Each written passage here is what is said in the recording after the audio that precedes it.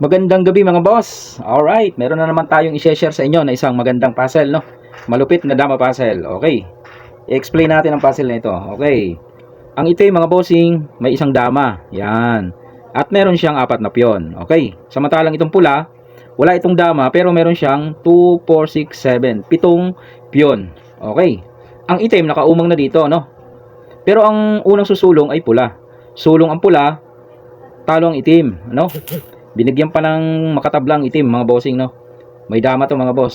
So nakaumang dito ang itim. Ibig sabihin, anumang isulong dito ng pula ay makukuha to. Ba, dito siya sumulong, makukuha, di ba? Dito siya sumulong, makukuha 'yon. Oh. Kahit pa siya sumabay doon, ay doon naman siya kakain. No? Pag dito, ay dito siya kakain. Yan. O, yan ang problema nyo ngayon. Paano nyo isosolve to? Paano mo susolusyonan? Ang sabi kasi, panalo pa ang pula. Sulong ang pula, panalo pa. At hindi nga makatabla itong itim. Ayan. Okay. Oh. Sa mga mahilig sa larong dama na puzzle, pwede ito mga boss. Subukan nyo ito. Okay. Paalala lang po, ito ay para lang doon sa interesado sa mga ganitong dama puzzle, no? Kung hindi ka nakaka-relate at hindi mo naman naunawaan ito, pwede ka naman mag-scroll at maghanap na ng ibang panoorin, no? Doon lamang to sa mga interesado. Kasi meron tayong mga tropang damador na mahilig sa dama puzzle. At kasi pinapasolve din nila ito sa kanilang mga kapwa damador sa kanilang lugar. Minsan nga ay pinagkakaperahan pa ng iba. Alright. Okay. Nakita mo na ba ang key move? Medyo may kahirapan to mga bossing, no? Kasi may dama Paano mo tatalunin may dama? Ha? Pag sumulong ka doon, dito na siya. Paano pa? Dito ka. May dama to no? Hindi mo basta-basta to, ano? Pwede siyang dumama dito. Di ba? Balik lang natin yung position para makita. Okay, ito na. Ibigay na natin, no? Kung interesado ka, di tutukan mo.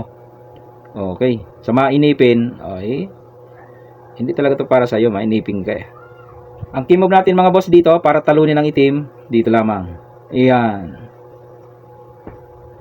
Meron naman dyan magsasabi, kaya naman natalo ang itim kasi marami ang pula.